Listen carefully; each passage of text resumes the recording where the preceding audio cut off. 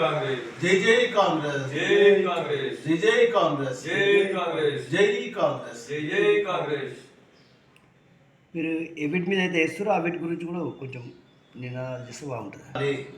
పరిరక్షించాలి పరిరక్షించాలి రాజ్యాంగాన్ని పరిరక్షించాలి పరిరక్షించాలి పరిరక్షించాలి. అమిత్ షా వెంటనే రాజీనామా చేయాలి. వెంటనే రాజీనామా చేయాలి. వెంటనే రాజీనామా చేయాలి అమిత్ షా. అమిత్ షా వెంటనే రాజీనామా చేయాలి.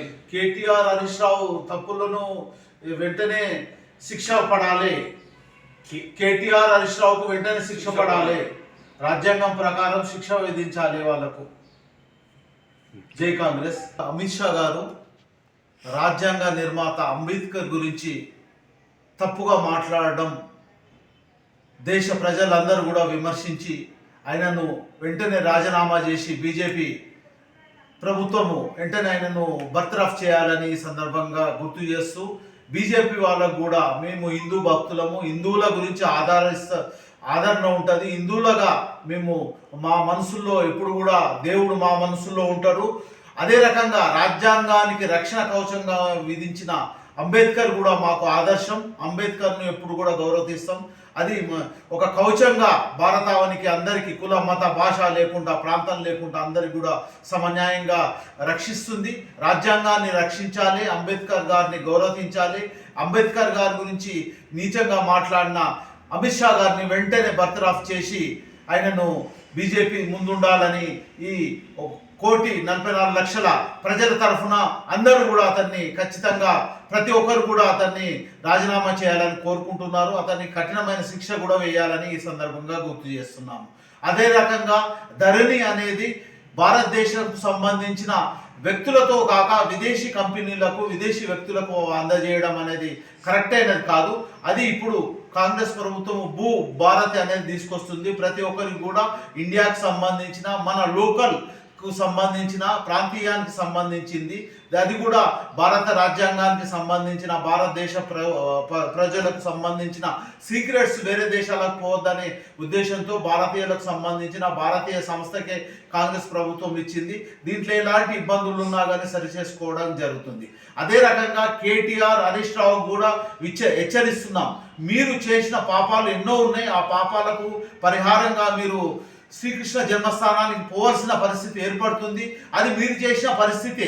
ఎందుకంటే మీరే ఇంతకు ముందు కూడా జైల్లోకి పోయి మేము యోగా చేస్తాము, అది చేస్తాము, బూస్ట్ అవుతాము, అది ఇది అని చెప్పి ఈరోజు కోర్టులో తిరుగుతున్నారు. మీరు చేసిన తప్పు అనేది 55 కోట్లు విదేశీ కంపెనీకి ఇవ్వడం జరిగింది. దాంట్లో ముఖ్యంగా ఆర్బీఐకి తెలియకుండా ఎలాంటి ఇన్ఫర్మేషన్ లేకుండా వేరే దేశానికి పంపించడం అనేది, రిజర్వ్ బ్యాంకుకు ఇన్ఫర్మేషన్ లేకుండా వేరే దేశానికి 54 కోట్ల చిల్లర సుమారుగా 55 కోట్లు పంపించడం అనేది నేరపూరితమైనది. అదే రకంగా మంత్రివర్గ సిఫారసు మంత్రివర్గ ఆమోదం లేకుండా కూడా చేయడం జరిగింది. మీరు 55 కోట్లు పంపించిన టైంలో ఆ రోజు ఎలక్షన్ నోటిఫికేషన్లో కోడ్లో ఉంది. ఈ కోడ్ల 3 పరిస్థితుల్లో బట్టి మీకు ఖచ్చితంగా శిక్ష పడుతుంది. ఈ తప్పు ఎవరు చేసినా తప్పే. మన భారతీయ డబ్బులు ఇండియాకు సంబంధించిన భారతీయ దేశానికి సంబంధించిన డబ్బులు వేరే దేశానికి పోయినప్పుడు ఖచ్చితంగా ఆర్బీఐకి ప్రతి ఒక్కరికి కూడా సెంట్రల్ గవర్నమెంట్కి ఇన్ఫర్మేషన్ ఇవ్వాలి. అలాంటి ఇన్ఫర్మేషన్ లేకుండా మీరు చేసిండ్రు, దానికి శిక్ష అర్హులుగా మీరు ఖచ్చితంగా ఉంటుంది. హరీష్ రావు కూడా ఎన్నో పాపాలు చేసిండు. ఆ పాపాల ఫలితమే ఈరోజు మనము అప్పుల తెలంగాణగా ఉంది.